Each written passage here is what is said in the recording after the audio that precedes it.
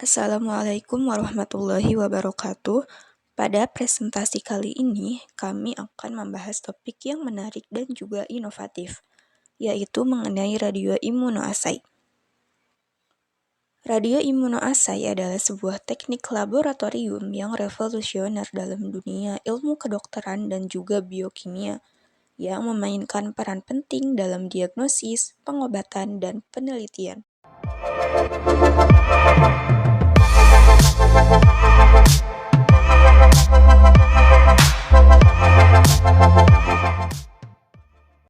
Sebelum kami memasuki ke pembahasan lebih lanjut, izinkan kami memperkenalkan diri terlebih dahulu.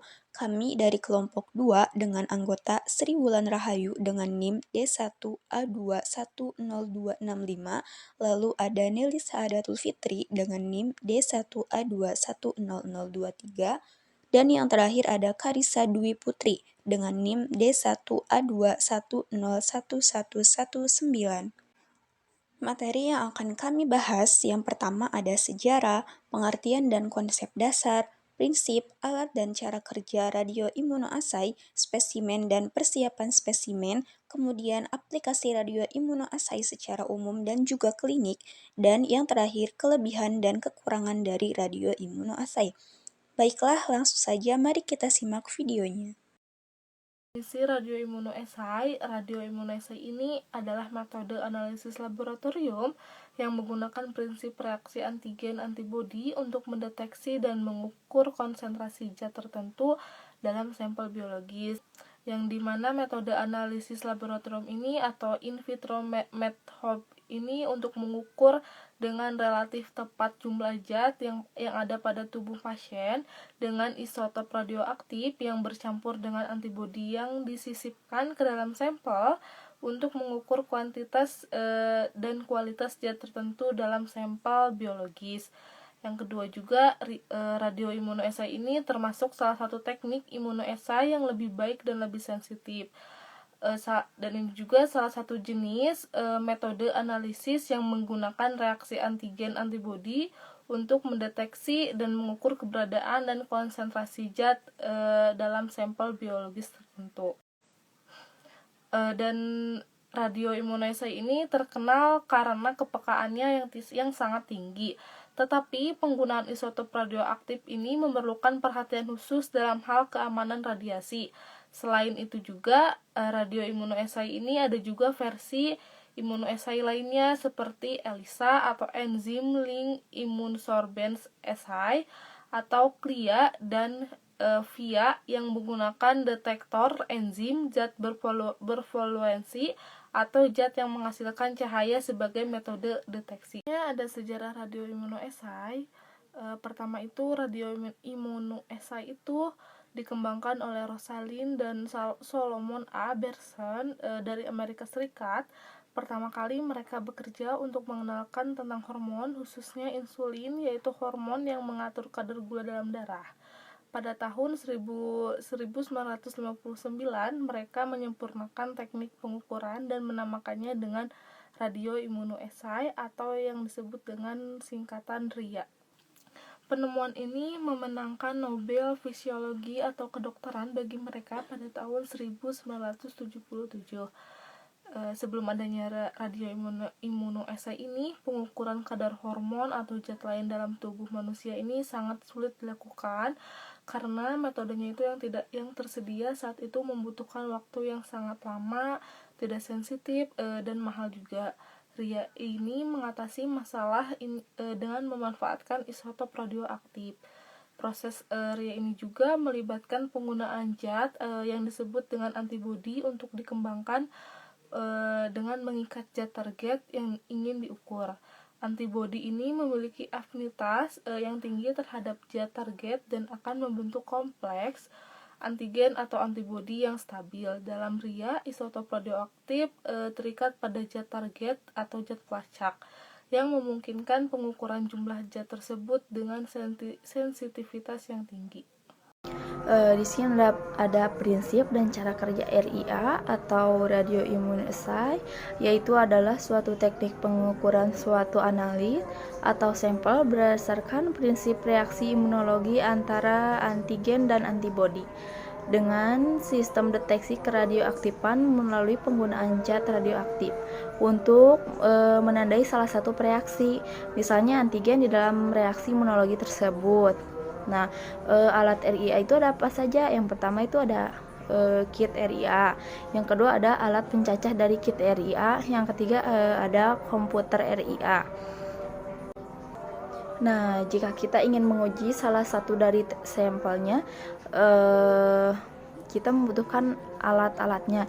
Yang pertama itu mikrotiter antibodi pradilapisi, yang kedua ada mikropipet, yang ketiga ada darah pasien atau sampel serum, yang keempat antigen yang tidak dapat direduksi atau antigen panas, dan yang kelima itu protokol penghitung gamma.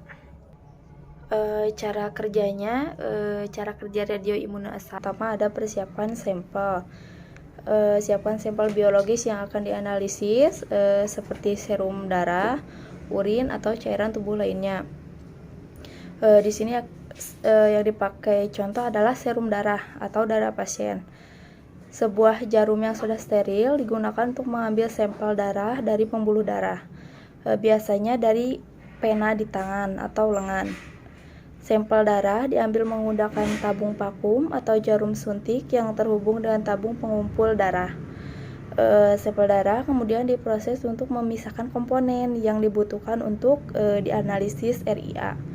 Pemisahan biasanya melibatkan sentrifungsi, di mana sampel darah diputar dengan kecepatan tinggi untuk memisahkan plasma atau serum dari elemen padat seperti sel darah merah. Sampel ini biasanya dilarutkan atau diencerkan menggunakan reagen yang disediakan dalam kit RIA sesuai dengan instruksi yang diberikan. Yang kedua ada penandaan isotop. Penandaan isotop antibodi digunakan dalam radioimmunoassay diberi label dengan isotop radioaktif. Isotop ini menghasilkan emisi radiasi yang dapat dideteksi dan diukur. Yang ketiga ada penyiapan reagen. Kit RIA juga biasanya sudah menyediakan semua reagen yang diperlukan dalam bentuk yang sudah siap dipakai. Lalu tambahkan reagen ke dalam sampel plasma atau serum sesuai dengan instruksi yang diberikan. Pencampuran dilakukan dengan menggoyangkan si tabung reaksi atau menggunakan perangkat campuran yang disediakan dalam kit. Yang keempat itu inkubasi. Nah, setelah mencampurkan reagen, sampel diinkubasi selama periode waktu yang ditentukan dalam instruksi kit RIA. Selama proses inkubasi, terjadi reaksi antara antigen dalam sampel dan antibodi yang diberi label isotop radioaktif yang terdapat dalam kit. Yang kelima ada pemisahan kompleks. Ketika antigen dalam sampel berikatan dengan antibodi yang diberi label isotop, terbentuklah kompleks antigen antibodi yang terikat. Semakin tinggi konsentrasi antigen dalam sampel, semakin banyak kompleks antigen antibodi yang terbentuk. Setelah itu, kompleks antigen antibodi yang terikat dipisahkan dari kompleks yang tidak terikat atau bebas. Pemisahan ini dapat dilakukan dengan metode pengendapan, filtrasi, atau kolom pemisah yang disediakan dalam kit RIA. Yang keenam itu ada pengukuran aktivitas isotop. Aktivitas isotop dalam kompleks antigen antibodi yang terikat diukur menggunakan detektor isotop seperti penghitung Geiger-Müller atau scintillation counter. Detektor ini menghitung jumlah sinar yang terdeteksi, mencerminkan jumlah kompleks antigen antibodi yang terikat dalam sampel. Yang ketujuh ada analisis dan interpretasi data. Gunakan kurva standar yang disediakan dalam kit RIA untuk menghitung konsentrasi antigen dalam sampel. Nah, setelah itu bandingkan hasil pengukuran dengan kurva standar untuk menentukan konsentrasi antigen yang akurat. Spesimen pada radioimunoassay ini mengacu pada sampel biologis yang dianalisis untuk mendeteksi dan juga mengukur konsentrasi zat target. Spesimen yang digunakan diantaranya itu yang pertama darah. Nah, spesimen darah biasanya diambil dari pembuluh darah vena dan kemudian dipisahkan menjadi serum atau plasma. Lalu yang kedua, serum. Serum ini diperoleh dengan mengumpulkan darah dalam tabung tanpa antikoagulan dan mengizinkannya menggumpal. Selanjutnya ada plasma. Plasma ini diperoleh dengan mengumpulkan darah dalam tabung dengan antikoagulan untuk mencegah penggumpalan. Yang terakhir ada urin. Urin ini dapat memberikan informasi tentang metabolit atau produk buangan tertentu yang dapat diukur dengan teknik radioimunoassay. Sampel-sampel ini diambil dari individu atau subjek yang sedang dianalisis. Misalnya, jika radioimunoassay digunakan untuk mengukur hormon tiroid, maka spesimen yang biasa digunakan adalah serum atau plasma darah. Tetapi, jika radioimunoassay digunakan untuk mendeteksi zat narkotika dalam urin, maka spesimen yang diambil adalah urin. Persiapan spesimen ini yang pertama yaitu pengambilan sampel. Spesimen diperoleh dari pasien atau subjek penelitian. Metode pengambilan sampel tergantung pada jenis spesimen yang diinginkan, seperti darah vena, darah kapiler, urin, atau cairan lainnya. Lalu yang kedua, penyimpanan dan pengawetan. Spesimen harus disimpan dalam kondisi yang sesuai untuk mencegah kerusakan atau degradasi. Yang ketiga, pemisahan komponen. Beberapa jenis spesimen seperti darah, serum, atau plasma perlu dipisahkan dari komponen lainnya sebelum digunakan dalam radioimunoassay. Proses ini dilakukan dengan memutar sampel dalam sentrifugasi untuk memisahkan komponen cairan seperti plasma dari sel darah merah atau serum dari fibrinogen. Yang keempat, preparasi spesimen. Preparasi ini yaitu dengan melakukan pengenceran sampel jika konsentrasi zat yang diukur terlalu tinggi atau pengayaan jika konsentrasinya terlalu rendah. Yang kelima ada inkubasi. Spesimen yang telah dipreparasi diinkubasi dengan bahan pengujian seperti antibodi atau antigen yang diketahui untuk membentuk kompleks antigen dan antibodi. Lalu selanjutnya pengukuran radioaktivitas. Setelah diinkubasi, jumlah radioaktivitas yang terikat pada kompleks antigen antibodi diukur dengan menggunakan detektor radiasi yang sensitif seperti scintillation counter atau gamma counter. Lalu yang terakhir ada analisis data. Hasil pengukuran radioaktivitas digunakan untuk memperoleh konsentrasi zat yang diukur dalam spesimen menggunakan kurva kalibrasi yang telah ditentukan. Yang selanjutnya ada aplikasi secara umum dan klinik. Yang pertama akan dijelaskan mengenai aplikasi secara umum terlebih dahulu. Ini tuh yang pertama bisa digunakan untuk pengukuran obat. Radioimunoassay ini dapat digunakan untuk mengukur konsentrasi obat dalam spesimen darah, serum, ataupun plasma. Ini dapat memberikan informasi penting terhadap tingkat obat terapeutik, kepatuhan pasien terhadap pengobatan, dan efek samping pada obatnya. Pengukuran obat ini menggunakan radioimunoassay ini dapat digunakan dalam pengobatan antikonvulsan, obat antiretroviral, obat anti-epilepsi, dan banyak lagi. Dan yang kedua, ada penelitian biomedis. Radioimunoassay ini digunakan secara luas dalam penelitian biomedis untuk mempelajari mekanisme biologis, regulasi hormon, dinamika molekuler, dan respon biologis terhadap rangsangan tertentu. Radioimunoassay ini digunakan untuk memahami fungsi hormon, mengidentifikasi dan yang ketiga ada diagnosis pemantauan penyakit autoimun. Radioimunoassay ini dalam diagnosis dan pemantauan penyakit autoimun ini digunakan untuk mendeteksi dan mengukur antibodi spesifik dalam darah pasien dengan penyakit autoimun. Ini juga membantu dalam diagnosis kondisi seperti lupus eritematosus sistemik. reumatoid arthritis, dan banyak lagi. Radioimunisasi ini juga digunakan untuk memantau aktivitas penyakit autoimun dan respon terhadap terapi. Yang keempat ada